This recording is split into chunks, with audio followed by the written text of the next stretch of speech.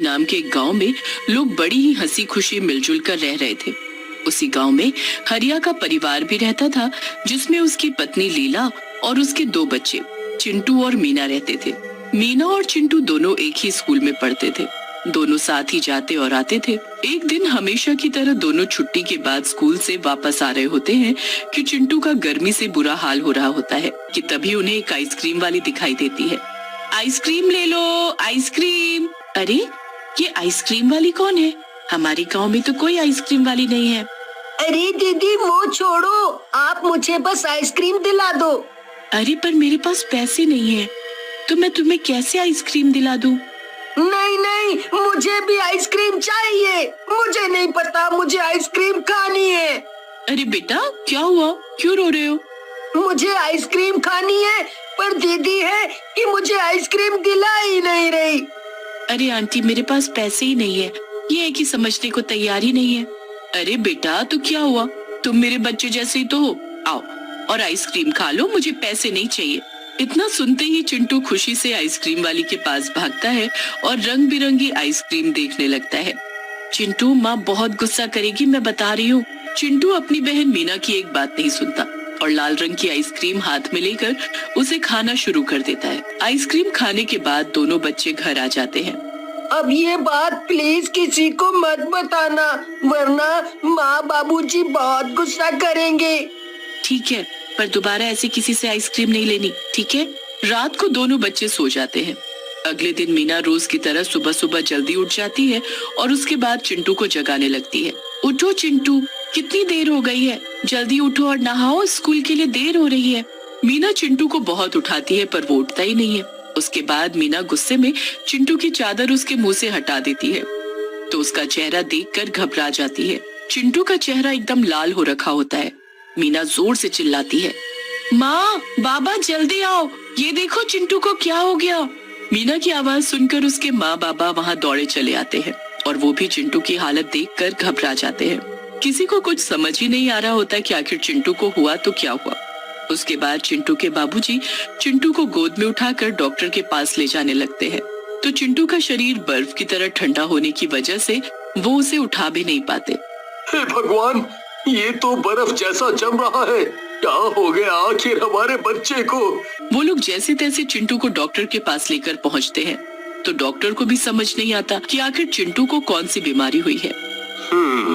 शरीर का इस तरह लाल पड़ जाना और इतना ठंडा हो जाना मुझे तो समझ नहीं आ रहा, ये कौन सी बीमारी है? चिंटू के माँ बाबा चिंटू को घर ले आते हैं और उसकी घर में ही देखभाल करने लगते हैं। 2-4 दिन ऐसे ही निकल जाते हैं।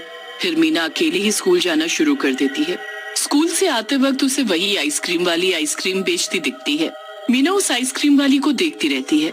उस आइसक्रीम वाली के पास कुछ गरीब बच्चे खड़े होते हैं जिनको वो उनकी पसंदीदा आइसक्रीम दे रही होती है। बताओ बेटा तुम्हें कौन सी आइसक्रीम चाहिए? मीना जब भी छुट्टी के वक्त स्कूल से बाहर आती तभी उसे वो आइसक्रीम वाली वहीं खड़ी दिखती। पर अजीब बात तो ये थी कि कभी वो बच्चों से आइसक्रीम के पैसे ही नहीं लेती थी। वो हमेशा ऐसे ही बच्चों को आइसक्रीम दे दिया करती थी।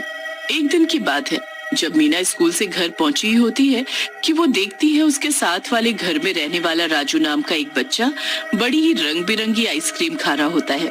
अरे वाह राजू, तेरी आइसक्रीम तो बड़ी सुंदर है। हाँ दीदी, देखो देखो कितनी सुंदर है। अगले दिन सुबह सुबह जब मीना सो रही होती है तो उसे साथ वाले घर से कुछ लोगों के रोने की आवाज आती है। मीना और उसके माँ बाबा उठकर बाहर जाकर देखते हैं।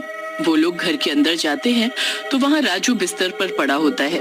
राजू का शरीर रंग बिरंगा हो रखा होता है।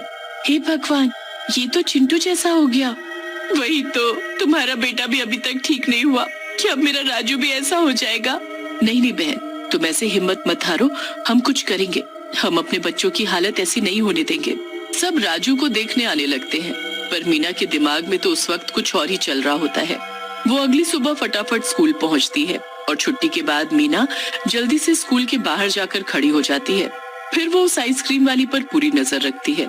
वो औरत जैसे ही आइसक्रीम बेचकर बाग के रास्ते कहीं जाने लगती है तो मीना भी उसके पीछे पीछे जाने लगती है। काफी आगे जाने के बाद वो औरत एक झोपड़ी में जाकर घुस जाती है। उसके बाद मीना चुपके से आगे जाती है और झोपड़ी में झांक कर देखती है तो उसके होश उड़ जाते हैं। वहाँ वो औरत उसकी आंखों के सामने एक चुड़ैल में बदल गई होती है। कितना मजा आ रहा है बच्चों को ऐसी हालत में देखकर। हे भगवान, ये तो चुड़ैल है और इसी ने सब बच्चों को आइसक्रीम खिलाकर उनकी ऐसी हालत की है। अब क्या होगा? मुझे सब पता करना होगा, तभी मैं सब बच्चों को ठीक कर पाऊंगी। मीना वहीं खड़ी रहकर सब देखती रहती है। चुड़ैल एक जानवर को मारकर उसका खून निकालकर उसमें मंत्र पढ़ने लगती है। मंत्र पढ़ने के बाद वो खून सारी आइसक्रीम पर डाल देती है। हो गई मेरी जादुई आइसक्रीम तैयार। अब मैं कल ये आइसक्रीम बच्चों को खिलाकर उनको बर्फ का बना दूंगी। इस चुड़ैल ने सारे बच्चों को खत्म करने के लिए कितनी बुरी चाल चली है, पर मैं भी इसका जादू नष्ट करके रहूंगी। मीना जल्दी से गांव वापस जाकर सबको चुड़ैल के बारे में बता देती है। गांव वाले मीना की बात सुनकर हक्के बक्के रह जाते हैं। इस चुड़ैल को हमें अमावस की रात को खत्म करना होगा। ये बस मीना ही कर सकती है, क्योंकि चुड़ैल बच्चों के आसपास ही रहती है। और इसे करना क्या होगा? इसे सामग्री से भरी एक हांडी को चुड़ैल के घर में रख कर आना होगा। इस हांडी में इतनी गर्मी है कि वो सारी आइसक्रीम को पिघला देगी।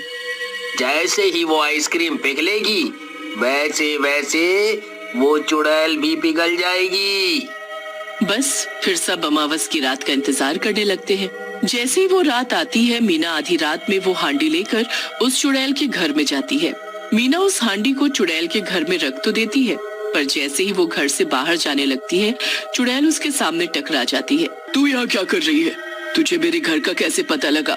मैंने कुछ नहीं किया, मुझे जाने दो। ऐसे कैसे जाने तू? चुड़ैल मीना के बाल पकड़ती है और उसे घसीटते हुए घर के अंदर ले जाती है। आज मैं तेरे ही खून पर जादू करके उसे इन सभी आइसक्रीम पर डालूंगी। चुड़ैल मीना को एक कोने में बांध देती है। उसके बाद जैसे ही चाकू एकदम पैना हो जाता है, वो खिड़की से आसमान में चांद की तरफ देखकर मुस्कुराती है। आ गया सही वक्त। अब मेरी जादुई आइसक्रीम फिर से अपना कमाल दिखाएगी। बस उस पर एक बार इंसानी खून चढ़ जाए। चुड़ैल हंसती है और चाकू उठाकर मीना की तरफ बढ़ने लगती है। वो जैसे मीना की गर्दन पर वार करती है कि चाकू के साथ उसका हाथ पिघलकर नीचे गिर जाता है। ये क्या हुआ? मेरा हाथ क्या किया है तूने लड़की? जल्दी बता मुझे। चुड़ैल दूसरे हाथ से चाकू उठाती है, पर जैसे ही वो चाकू को हाथ लगाती है कि दूसरा हाथ भी पिघल जाता है। चुड़ैल बुरी तरह चीखने लगती है और अपनी आंखों से खुद के शरीर को पिघलते हुए देखती है। वो बहुत कोशिश करती है, पर उस हांडी की गर्मी से उस चुड़ैल का शरीर पल भर में पिघल जाता है। मीना वहाँ से भागती है और गांव पहुँचती है, तो वहाँ अपने भाई के साथ सभी बच्चों को पहले जैसा ठीक देख खुशी से झूम उठती है। पूरा गांव मीना की बहादुरी की प्रशंसा करता है।